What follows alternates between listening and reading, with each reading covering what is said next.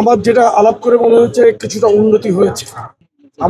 আবারও মনে হচ্ছে যে ওনার প্রত্যেকটি অর্গান এই মুহূর্তে হয়তো একটু ডেভেলপ করেছে এবং কিছুটা উন্নতির দিকে।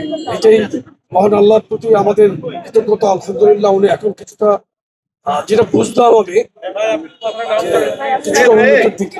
আমরা এই ক্ষেত্রে অবশ্যই সতর্ক অবস্থানে আছি। নেতাকর্মীদের প্রতি কোনো ধরনের গুজবে বিভ্রান্ত না হওয়ার জন্য অনুরোধ করছি এবং বিশেষ করে এআই দিয়ে নির্মিত কিছু ভিডিও যেটা বিভিন্ন জন শেয়ার করছে সেটা না বুঝে শেয়ার করার জন্য না বুঝে শেয়ার যাতে না হয় সেটার প্রতি আমি দৃষ্টি আকর্ষণ করছি।